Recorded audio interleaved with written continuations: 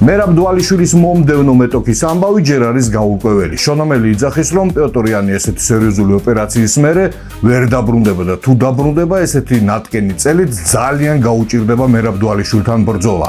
ამიტომ ჯობიაო ჯერ მე შემხვდესო თეთრ სახშიო, მეო დავინდობო მერაბ დვალიშვილი თუ არ ვიჭიდავებიო, დავდგებიო და ვიჩეხავებო. არ ჯობიაო ჩემთან ბრძოლაო, მერაბ დვალიშვილთან ბრძოლასო თან თეთრ სახშიო. მოკლედ შონის დედას ძალიან ჭკვიანი ბიჭი ყავს. ძალიან საწყენი იქნება თუ მერაბ დვალიშვილს არ მისცემენ რევანშის უფლებას, თუმცა როგორც მერაბ დვალიშვილი იძახის, ის დარწმუნებულია, რომ შემდეგი ბრძოლა იქნება პიოტრიანთან. თავარია როდის დაბრუნდება. ხო და ამ ყველაფრის გასაღვივებლად მერაბ დვალიშვილმა დაიწყო თავისი სახალისო ტრეშ-თოლკი. სალამი, მე დაუბრუნდი, როგორც ხედავთ, ჯაკუზის მაღაზიაში ვარ, სანამ არ მაქვს ბრძოლები, აქ ვიმუშავებ. დღეს ექსკლუზიური შეთავაზება მაქვს იანისთვის. პეტკა, მინდა მალე მოფერიანდე, ამიტომ ამ ჯაკუს სრულიად უფასოდ გამოგიგზავნე. ვიზრუნებ შენზე, რომ მალე შედგეს ჩვენი მესამე ბრძოლა. აი ეს ჯაკუზი შენი ბიჭებისთვის, ეს გოგოებისთვის. და თუ შენ ტაილანდში ხარ, ეს ჯაკუზი შენი ლედებოებისთვის. ჟურნალისტ რუბენ კარტერმა კი მთელი ინტერნეტი ააფეთქა და იძახის, რომ დარწმუნებული ვარ და მაქვს ინფორმაცია იმისო, რომ თეთრ სახშიო მძიმე წონაშიო სატიტულო ბრძოლა გაიმართებაო ალექს პერეირას და ჯონ ჯონს შორისო. მან ასევე დაამატა, რომ მოქმედი ჩემპიონი მძიმე წონაში ტომას პინალი UFC-მ გაანთავისუფლა საერთოდ ორგანიზაციიდან, იმიტომ რომ ძალიან სერიოზული ტრავმა აქვს თვალზე და როდის აღდგება ის ღმერთმა იცისო. მოკლედ არც ერთი ინფორმაცია არ არის დასაჯერებელი. ეს ჟურნალისტი ახლა ამტკიცებს, რომ პერეირა და ჯონ ჯონსი ერთმანეთს შეხვდებიან. კი, გასაგებია, ასპინალს სერიოზული ტრავმა აქვს, მაგრამ ჯონ ჯონსი რა შუაშია, ამ პერეირა რა შუაშია. ნუ გასაგებია, პერეირამ მიატოვა თავისი ტიტული 93 კილოგრამში და ამოვიდა მძიმე წონაში საჩხუბრად, ნუ რა თქმა უნდა დროებით ქამარზე, მაგრამ ვისთან? ჯონ ჯონსთან, როცა არსებობს სირილ განი. ამიტომ სანამ დანა ვაითი ოფიციალურად არ გამოვა და ოფიციალურად არ დაგვიანონსებს სრულ ქარტს, თეთრი სახლის სრულ ქარტს, იქამდე ყველა მოსაზრება არის სავარაუდო. აი მაგალითად ჩელ სონენი, მაიკლ ბისპინგი და სხვა ცნობადი სახეები იძახიან, რომ ილია თოფურიას შემდეგი მეტოქე თეთრ სახში იქნება ისლამ მახაჩევი. კი, ამაზე ვთანხმდებით, რომ ამაზე მაგარი ბრძოლა დღესდღეობით კი არა UFC-ის ისტორიაში არასდროს არ მოხდარა და არც მოხდება, მაგრამ რაღაცა ჩამოვიდა საქართველოში იან გერი. ბოლოს გერიმ ბილალი რო დაამარცხა, აი ამ სიტყვებით მიმართა ისლამ მახაჩევს. ამ წამს დივიზიონის პირველი ნომერი ვცემე. ბილალი იყო ყოფილი ჩემპიონი, მასზე წინ მხოლოდ ისლამ მახაჩევია. ბილალმა ვერ წამაქცია, ასე რომ ისლამ შენცადე. აქ საუკეთესო მე ვარ, შენ მოხვედი ამ დივიზიონში, ასე რომ შევხვდი ნებისმიერ ლოკაციაზე. მე ჩამოგაგდებ ტახტიდან და დავასრულებ შენი გამარჯვებების სერიას. ვერავინ დამიდგება წინ, ვერავინ გამიფუჭებს ოცნებებს და მომავალს. მოაწერე კონტრაქტს ხელი და შემხვდი. მაგრამ ყველაზე მნიშვნელოვანი იყო გერის ინტერვიუ, სადაც მან ისეთი რაღაცა დაანონსა, რომელიც შეასრულა. Countdown of best singers in the UFC. And you did a great. Bring it on the floor and never dance like this before. მგონი X ფაქტორზე უნდა გამოვიდე. ამ საქმით ბევრად მეტ ფულს ვიშოვი. მღერი, მაღალი ვარ ქერა. უკეთესი რა გინდა? მე შეგპირდით და ინტერვიუშიც თქვი. ყველას უთხარი. მე საქართველოში ჩავალ და იქ მოვემზადები, რადგან იქ ფენომენალური ჭიდაობაა, ფენომენალური ჯუდო და ასევე სამბო. ისლამ მახაჩევის წინააღმდეგ ეს ყველაფერი დამჭირდება, ასე რომ ქართველებო, თქვენი დახმარება მჭირდება.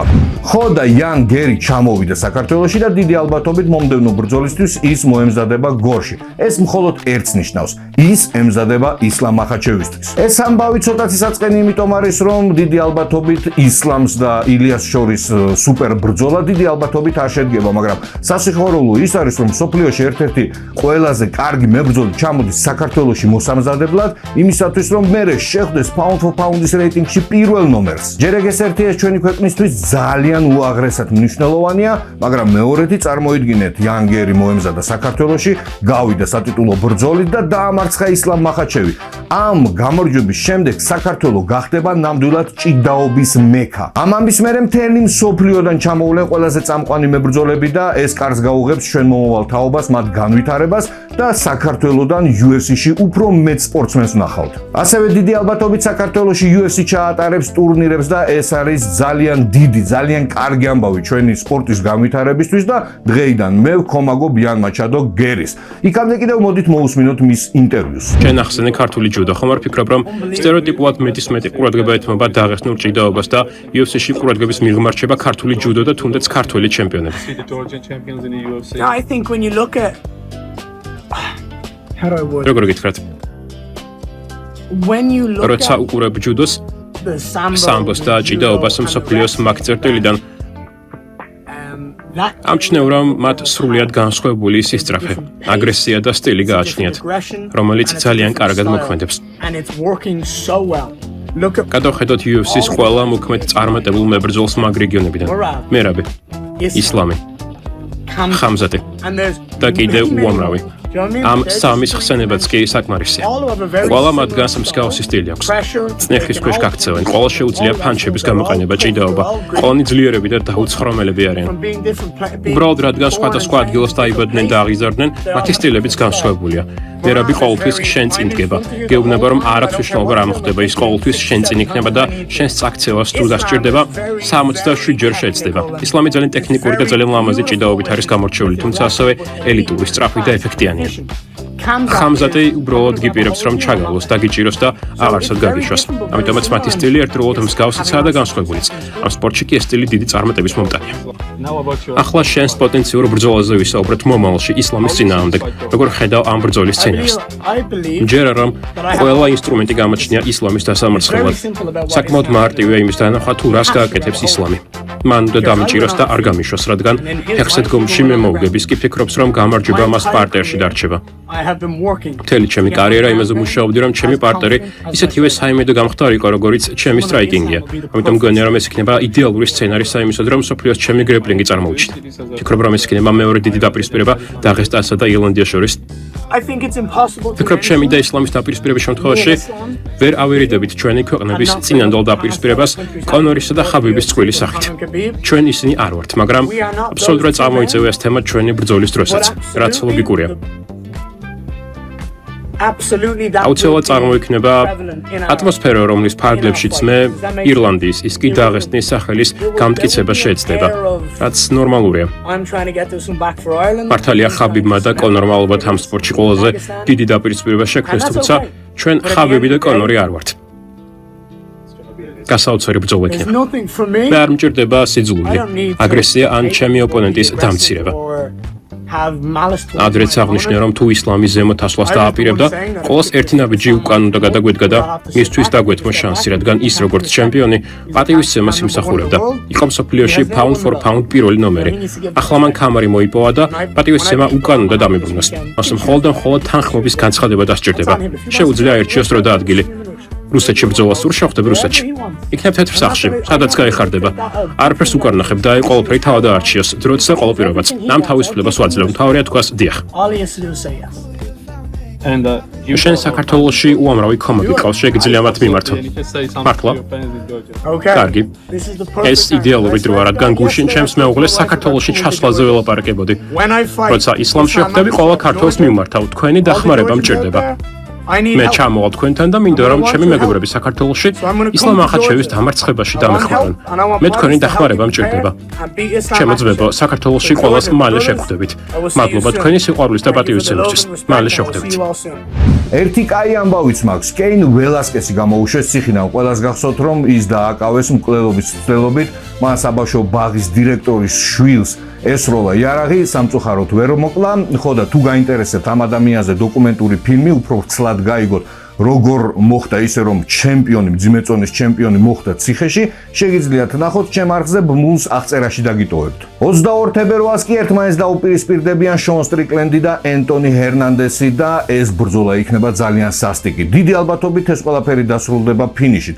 ოღონდ ვინ მოიგებს, შეგიძლიათ მიიღოთ მონაწილეობა ჩემს გამოკითხვაში, რომელიც YouTube-ზე ტარდება და მოდით ვნახოთ, რას ფიქრობთ უმრავლესობა. იქამდე კი ნახევარი წელიწადი გავიდა იმის მერე, რაც ჰამზატ ჩიმაევი გახდა UFC-ს ჩემპიონი და ტიტულის დაცვასთან დაკავშირებით საერთოდ არანაირი ინფორმაცია არ არსებობს. არ ვიცი დანა ვაითი მას თეთრი სახლისთვის ინახავს თუ არა, მაგრამ შონ სტრიკლენდმა ძალიან თამამად ისაუბრა მასზე ინტერვიუში. აი რაკნა UFC მოიყვანა ტიპი, რომელიც წელწადში ერთხელ ჩხუბობს და იქცევა როგორც მადონა. თქვენაზე ხარ საერთოდ ეს დიქტატორი რამდენ ფულს უნაწილებს ხამზატს? ამ ტიპს ჩხუბიც არ ჭირდება, ის სამხედრო დიქტატორის საუკეთესო მეგობარია. ოქტაგონში ძალით თუ გამოიყვან. თქვათ ხამზატი ნახევარ წელწადში მოინდომებს ნასრუდინთან ჩხუბს და როგორც ყოველთვის დაიზიანებს ნეკათიც.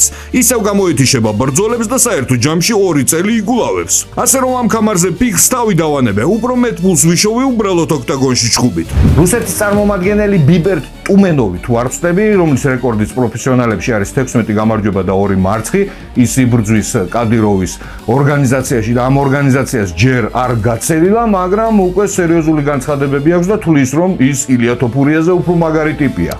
სუბუქიწონის MMA-ის მებრძოლებიდან აქვს ვინმეს შენთან შანსი კრივში? სუბუქწონაში? კი. სუბუქწონაში არავინა. ჩემზე უკეთესი მხოლოდ ჩემი ძმა არის. ანუ ილია თოფურია არა შენი დონე? რაში? კრივში. ჩემთან? კი. შენ გონია რომ გამიქაჩავს? 2 წონის ჩემპიონია. მერე მაგასაც 2 ხელი აქვს და მეც თანამხელები ძლიერად ურტყავ. თოფურიას დარტყმები ხო გაუშვია? ხო წაქცეულა? კი, მაგრამ ჰაიკიკისგან წაქცეულა. წაქცეულა, ესე იგი ამ ადამიანის ცემა შესაძლებელია. რატო ფიქრობ რომ ის ძლიერია? ორმაგი ჩემპიონია. დრო მოვა და გაჩვენებ როგორ იქცევა თოფურია, გაიგე? დაგელოდებით. აუცილებლად, ნუ გონიათ ის განსაკუთრებული, ჩემნაირი ადამიანია, რომელიც გაბარიტებით ჩემზე პატარაა. თუ მასაც წამიანი ჩეხაობა მოუნდა, ამის გამოცდილებაც მაქვს კრივში, ასე რომ ვერაფრით გამაკვირვებთ. ამასობაში კი არმან ცარუკიანი ძალიან აქტიურია და ყველაფერს აკეთებს იმისათვის, რომ UFC-მ ის შეამჩნიოს და მინდა გითხრათ, რომ ეს მას გამოსდის ძალიან კარგად. ის დადის სტუმრად ცნობილ ბლოგერებთან, ვარჯიშობს ამ სპორტის ლეგენდებთან და მოკლედ მისი ვიდეოებით არის ინტერნეტი გადატენილი და ეს აქტივობა დამიჯერებთ და გაიხსენებთ, მას მიიყვანს დიდი ალბათობით თეთრ სახში ბრძოლით. სიმართლე გითხრათ, ვის შეხვდება არმან ცარუკიანი თეთრ სახში ნამდვილად არ ვიცი. ბენუა სენდენი იქნება თუ BMF-ის კამარზე იჩხუბებს, მაგრამ ის ვიცი, რომ სოციალურ ქსელების pound for pound-ის რეიტინგში პირველ ადგილს იკავებს. ჯერ რადგირს ჯეიკ პოლის ჩამოყვანა სომხეთში, ამით ის თავის პოპულარობას სულ სხვა დონეზე აყენებს და როგორც ჩანს, ჯეიკ პოლს სომხეთი მოეწონა. ერიელ ჰილვანისთან პოდკასტში კი პედი პიმბლეტი მიწასთან გაასწორა არმანმა და ესეთი ინტერვიუს მერე პედი პიმბლეტს რო ჰქონდეს ცოტათი თავმოყარეობა, აუცილებლად გამოიწვევდა არმან ცარუკიანს და ცარუკიანსაც მეტი კი არ უნდა. სახალისო ვიდეოებს დებ, სადაც ჭამხონმე, პედი თქვა რომ შენ ამით მას ბაძავ. ამ ვიდეოების გადაღება მაშინ დავიწყე, როცა პედი UFC-ში არც ყოფილა, ასე რომ რაღაცეებს მიედ მოედება. ნუ ხო გინახია ეს ვიდეო, სადაც ის ამას იძახის. პირადად მე არ მინახია ნინა დრამა მომიყვა, ეგ პედი ძალიან შურიანია, მეტი ნახვები მაქვს და ბოღმით სკდება. ჯასტინის და პედის ბრძოლაზე გიხაროდა და ყვიროდი პედი რო აგებდა. ასე მაგრად გიზიზღება ის? იასნია, რას გრძნობდი გეიჯი მროცემა? იმენა ვკაიფობდი ბალზამ на душу клянусь. გონი მართლა გეზიზღება. აბა რა ქვიშა ჯვია, ამ ბრძოლას по факту ის არ იმსახურებდა. ეხა ხო ნახა UFC-მ რამ ძღნირით სამოციეს. თვითონ ბრძოლაზე რას ფიქრობ? ჩესნად გეტყვი, ორივეს გავპიზდავდი. აი ერთ საღამოს ორივეს, თუ გიდა ერთად ორივეს. ერთი უკვე პენსიონერია, მეორე კი პაცანაა რა. და რატო ფიქრობ ასე შეგიძლია ამიხსნა? აი რას გულისხმობ? გეიჯი არაა ცუდი ბიჭი, მაგრამ თავიდანვე დაიღალა. ტიპმა პირველივე რაუნდში დაანოკდაუნა პედი და ფიზიკურად ვერ დააფინიშა. რაც შეეხება პიმბლეტს, ის MMA-ში არის ნულის დირკა. ერთადერთი გამძლე ბაშკა აქვს და ამაზე vsio.com. შენ თქვი vsio.com? აჰა. ის ჩემი ახალი გამონათქვამია. აი ხო საღო, და მის ტექნიკაზე რას ფიქრობ? სასაცილოა რა, ტექნიკა ნული ჩემი აზრით top 15-დან ნებისმიერი სცემს, ნებისმიერი ნორმალური მებრძოლის სცემს, მაიკლ ჩენდლერის გარდა, UFC მის ხელოვნურად ჩატენა ტოპში რა. ანუ ტყუილად აკებდნენ. დავაი ჩამოვთვალოთ, პიზიევი, ბენუა, მე, ოლივეირა, ჰოლოვეი, ყველა გაპიზდავს. დენ ჰუკერი? იგეც ხო? ილიაზე რა სიტყვი მოერევა პედის? აი შეხედე, პედი აქ არის, მაგიდის ქვეშ ილია კი აქ. ეს არის ცადა დედამიწა. მეც გეტყვი, ილიას გეიჯისთან ჩხუბსაც აზრი არ აქვს. ტყუილი დროის ხარჯვა, ბრატ. გეიჯი ძლიერია, ნუ თუ ვერ დაიჭერს. რანაირად ჭიდაობა მაინც შეეძლოს, კრივში უშანსოთა. გეიჯი გაისხრის ჯებს, ჩამოწევს ხელებს აბერკოტისთვის და იქ ილია ოვერჰენდს ჩააფარებს და მორჩა კინო. ჯასტინს ყბაც არ აქვს ძლიერი, პიმბლეტიც კი არ ეტიანებდა, ბრატ. ამ ჩხუბში საერთოდ რამე თუ მოგეწონა? იასნია ძალიან მომეწონა პედის წაქცევები 1-15 ჯერ. მართლა 1-15 ჯერ წააქცია, მაგრამ 1-5 წლიანი პაუზა უნდა აიღოს, ბრატ. აქამდე ხო ტუპო იყო, ეხლა მთლად დადებილდა. რომ მოეგო პედის იყო შანსი შენ შეგვხედროდა. არა, ბრატ, ჯობია UFC-მეს ნაგავი მოაცილოს ორგანიზაციაში ყველაზე უსარგებლო კაცია. ასე ცუდად არის ყველაფერი. ისე და რა ვქნა, აი არ შემიძლია ვთქვა, რომ ილია ცუდი მებრძოლია, რეალურად კარგია, ასევე ისლამიც კარგია, ოლივერაც, ჰოლოვეიც, პორიეც, მაგრამ პედის საშინელებაა, ნულის დირკა ხო ვამბობ. მარტო იმიტომ კი არ ვიცახი ამას რომ მეზიზღება. ის რეალურად ტუპოი და ცუდი მებრძოლია. თუ გინდათ რავი მაჩხუბეთ უნდა ვეთამაშო. მომინდება გავთიშავ, მომინდება ხუკერივით მივახჩო. პედიმ თავისნაირი ბომჟები წემა, ჩენდლერი, ბობი გრინი, ფერგიუსონი, არა, ფერგიუსონი ერთ დროს მაგარი იყო. დაბერდა პროსტა. 5-6 წლის წინ ტიმბლეტი მასთან უშანსოთ იქნებოდა, ბრატ. წინაგელის, რას ფიქრობ? ორი ვარიანტია, ან მე გეიჯი შევხვდები თეთრ სახში, მაგრამ თუ ტოპორია დაბრუნდა ის შეხვდება. მე კი ვიჩხუბებ ვინმესთან რა. ნუ თუ ილია ზედაწონაში ავა, გეიჯის პაიზაღი შევხვდები. მაგრამ ასეთ შეიძლება მოხდეს. არც გეიჯი შემახვედრონ, არც ტოპორია და ვიჩხუბებ კამარზე 66 კილოგრამში, ბრატ. სერიოზულად? ხო აბა რა ვქნა? ვიდეო ნახე თვითფრინავში ვარჯიშობდი. იასნია მე ყველგან ვარჯიშობ. ცოტა ვინერვიულე. რატო? რავი თვითფრინავის ბალანსი არ დარღვეულიყო. არა თო პილოტი ჩემი ძმაკაცია მე უთხარი პირდაპირ იფრინე რომ მორჩები ვარჯიშს გეტყვითხო. პროსტა ვეგაში მივფრინავდი ცოტა გამიგრძელდა ვარჯიში მე უთხარი პილოტს დაკრუგე ბრატ მორჩები ვარჯიშს გააჩერე. წესით ფრენაოს სუთიანი იყო მაგრამ ვარჯიშის გამო საათი და 10 წუთი ვიფრინე. მაგარი ხარ. რა ხნა თუ დავიწყე ვარჯიში ბოლომდე უნდა მივიყვანო საქმე ბრატ. მოკლედ დღეისათვის სულ ეს იყო არ დაგავიწყდეთ ამ ვიდეოს დალაიქება არხის გამოწერა მე კიდევ გემშვიდობებით მომავალ შეხვედრამდე.